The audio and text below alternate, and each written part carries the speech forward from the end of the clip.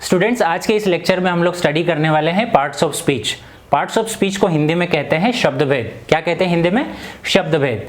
जैसे कोई एक भाषा होती है, वो भाषा में अलग अलग शब्द होते हैं, वो शब्दों को अलग अलग कैटेगरी में बांटा जाता है। जैसे कोई सब्जेक्ट होता है, कोई नाउन होता है, कोई प्रेपोजिशन होता है। तो वैसे इंग्लिश में भी जितने भी शब्द बने हुए हैं, वो सभी शब्दों को अलग अलग कैटेगरी में बांटा हुआ है।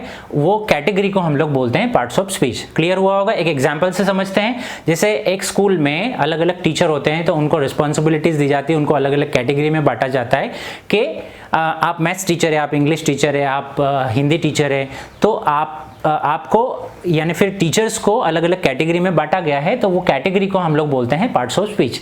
ठीक है, तो आपको याद रखना है कि पार्ट्स ऑफ स्पीच का हिंदी मीनिंग होता है शब्दभेद, और इंग्लिश में कुछ पार्ट्स ऑफ स्पीच ये वाले हैं: subject, verb, object, noun, pronoun, adjective, adverb, preposition, conjunction and interjection. अब समझते हैं सबसे पहले इन सब का हिंदी।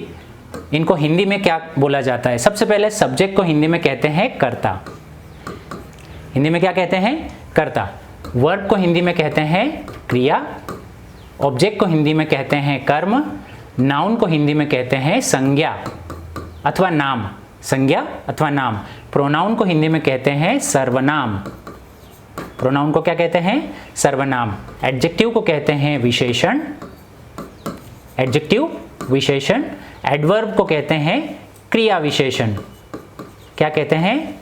क्रिया विशेषण। और उसके बाद में आता है कंजंक्शन। कंजंक्शन को हिंदी में बोलते हैं संयोजक। कंजंक्शन, संयोजक। और इंटरजेक्शन को बोलते हैं विस्मयादिबोधक। इंटरजेक्शन को क्या बोलते हैं? विस्मयादिबोधक। जो शब्दों में विस्मय का बोध होता है, उसको बोलते हैं इंटरजेक्शन। तो आज के इस लेक्चर में हम लोग स्टडी करेंगे बारी बारी से ये तीन पार्ट्स ऑफ स्पीच। पहला सब्जेक्ट समझेंगे, फिर वर्ब और फिर ऑब्जेक्ट। तो आइए वन बाय वन इन तीन कैटेगरी को समझते हैं। सबसे पहला सब्जेक्ट, वर्ब एंड ऑब्जेक्ट। एक सिंपल सा एग्जांपल लेते हैं। राम सेब खाता है। राम सेब खाता है। सबसे पहले समझते हैं हम वर्ब। वर्ब किसे कहते हैं? वर्ब क्रिया को कहते हैं। यहां पर कौन सा शब्द क्रिया बता रहा है? खाता। जैसे अगर हम बात करें, जैसे सर इंग्लिश पढ़ाते हैं, क्रिया क्या है उसमें? पढ़ाना। मैं जाता हूं, क्रिया क्या है? जाना। मैं आता हूं, क्रिया क्या है? आना। तो देखिए यहां पर इस सेंटेंस में क्रिया क्या है? खाता। तो ये हमारे लिए वर्ब हो जाएगा, और इसकी हिंदी डेफिनेशन होगी जो शब्द क्रिया बताता है उसे क्रिया कहते हैं। और इसकी इंग्लिश डेफिनेशन क्या होगी? The word which shows action. The word मतलब शब्द, विच जो, शोज बताता है, एक्शन क्रिया, इज कॉल्ड कहा जाता है verb. The word which shows action is called verb. अब यहां पर समझते हैं दूसरी डेफिनेशन, दैट इज सब्जेक्ट। यहां पर क्रिया क्या है? खाता। खाने की क्रिया यहां पर किसके द्वारा हो रही है? राम के द्वारा। तो राम हो जाएगा हमारे लिए सब्जेक्ट, यानी कि doer of action. Doer means करने वाला, ऑफ एक्शन क्रिया का, इज कॉल्ड कहा जाता है। Doer of action is called subject. Hindi definition क्या होगी? क्रिया करने वाले को कर्ता कहते हैं। दोनों डेफिनेशन क्लियर है? अब चलते हैं तीसरी definition, that is object. Object को समझने के लिए आपको ये जो वर्ब है, आपको जब आप एक्टिव पैसिव पढ़ेंगे तो एक्टिव पैसिव में आपको सब्जेक्ट, वर्ब एंड ऑब्जेक्ट तीनों पहचानने की जरूरत पड़ेगी।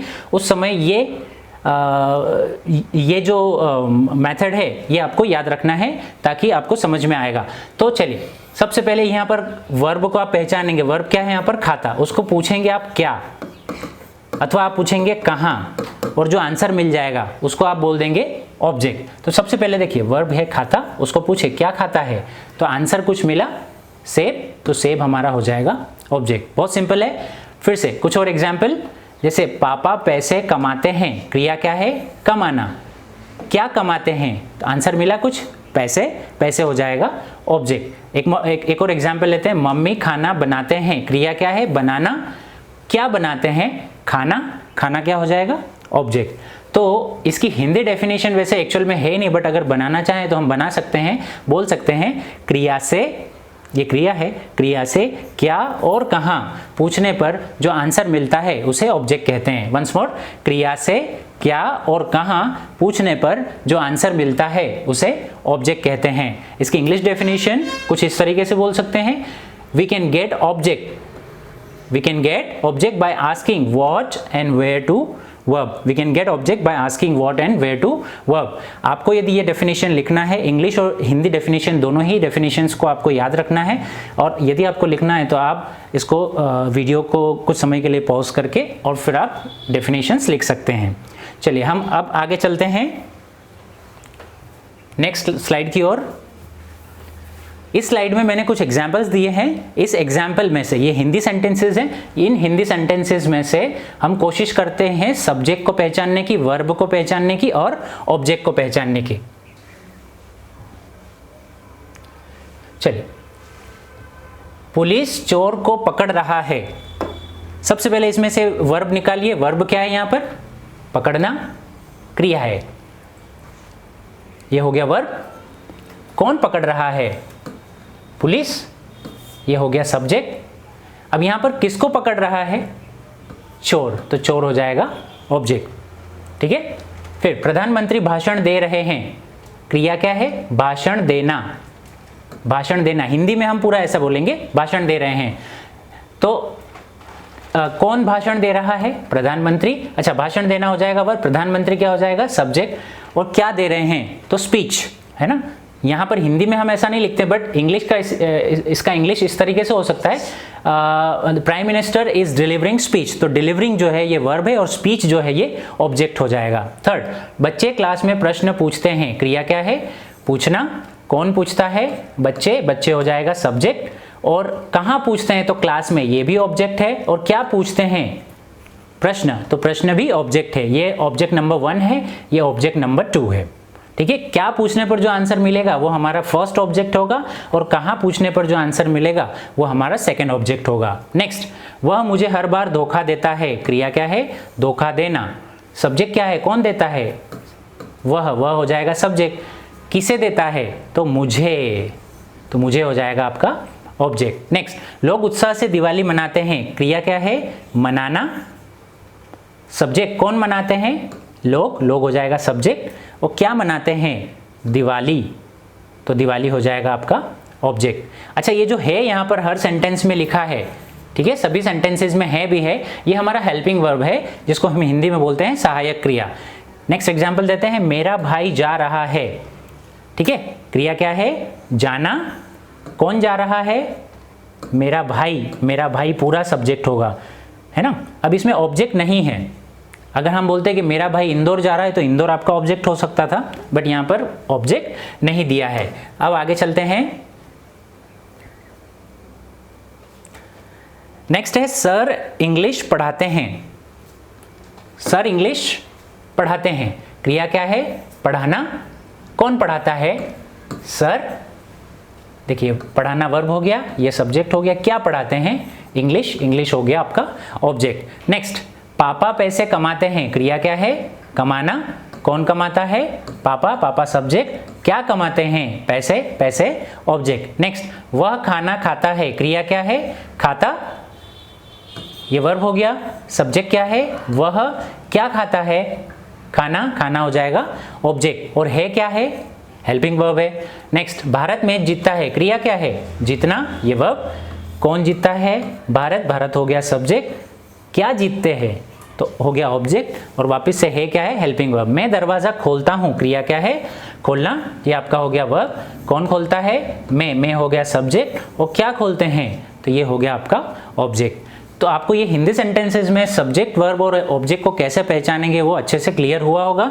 अब हम चलते हैं नेक्स्ट स्लाइड पर, जिसमें है इंग्लिश के कुछ सेंटेंसेस। अब इसमें से हमें सब्जेक्ट, वर्ब और ऑब्जेक्ट को पहचानना है। चलिए, पीपल सेलिब्रेट फेस्टिवल्स।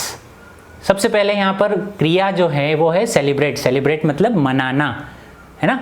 तो मनाने को हम लोग इंग्लिश में क्या बोलते हैं? सेलिब्रेट बोलते हैं। क्या बोलते हैं? यस। तो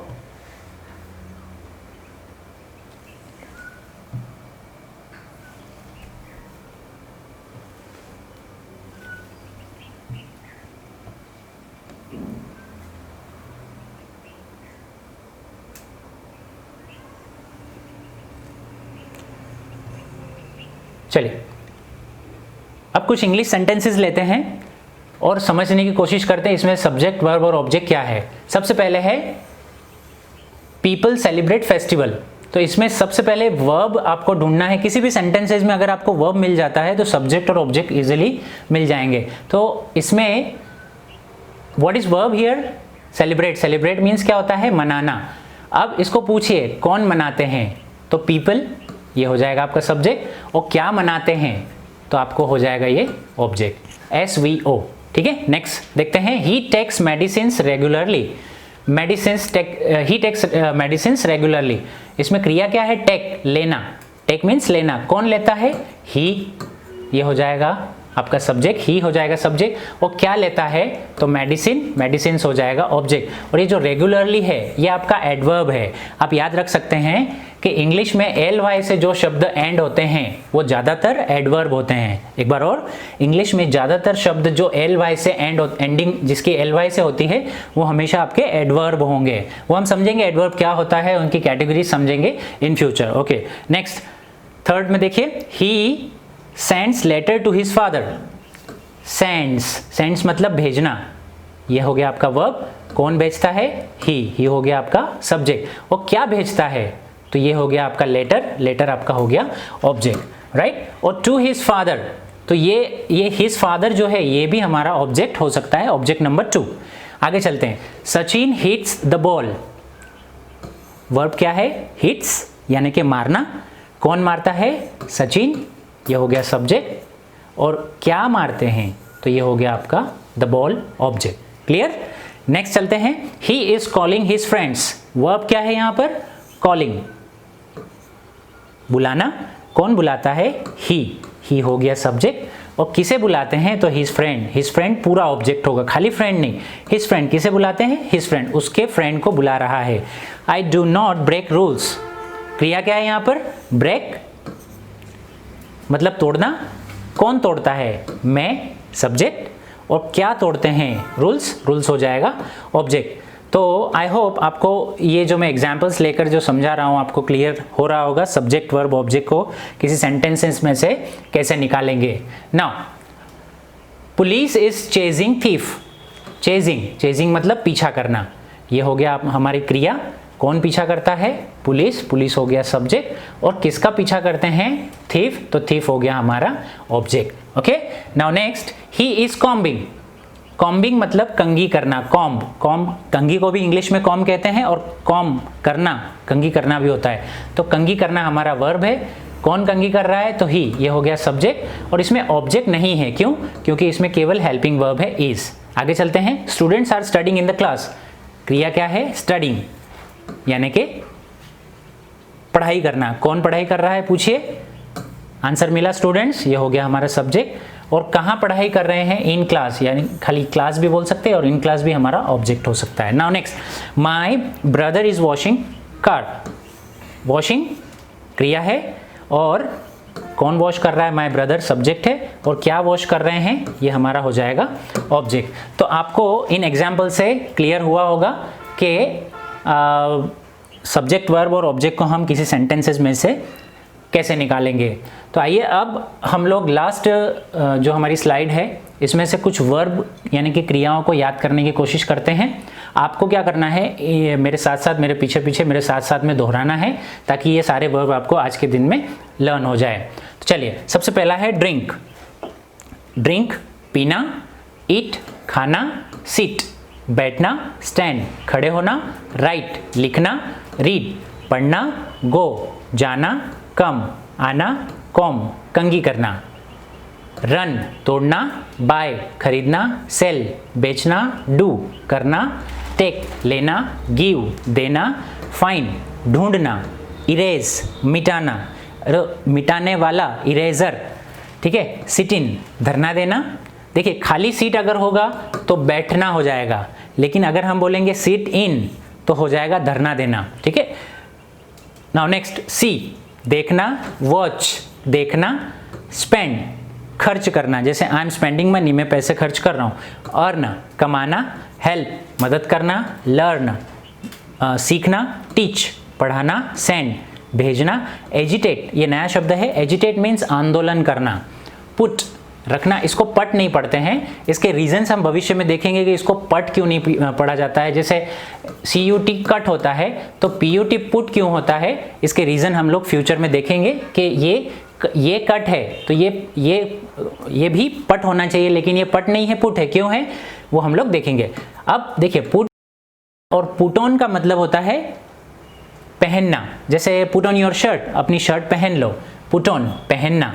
पुट ऑफ का मतलब होता है बुझाना, कैंसिल करना, या फिर बुझाना, कैंसिल करना, या फिर निकालना। जैसे पुट ऑफ योर शर्ट, आपका शर्ट निकाल दो, या फिर हम ऐसा भी बोल सकते हैं पुट ऑफ योर कैंडल, आपका कैंडल बुझा दो। वेयर पहनना, सिंग गाना, लिसन सुनना, ऑपरेट कंप्यूटर चलाने के लिए यूज होता है, ऑपरेट। ड्राइव कार चलाने के लिए यूज होता है, और वॉक चलना। तो आपको कोशिश ये करना चाहिए कि ये जो मैंने एक्सप्लेन किया है इसको आप एक बार और पीछे ले जाकर, वीडियो को बैक में ले जाकर और वापस से आप इसकी स्टडी करें। और ये सारे वर्ब्स को मैं कोशिश करूंगा कि हर लेक्चर में कम से कम हम इंग्लिश के 50 शब्दों को याद करें, लेकिन आपकी ये रिस्पॉन्सिबिलिटी है। अगर आपको अपना इंग्लिश अच्छा करना है तो आप इन वीडियोस को बारी बारी से ऑल्टरनेट डेज पर इसको देखते रहें। तो आज के इस लेक्चर में इतना ही। Thank you so much for watching this video. जय हिंद, जय भारत।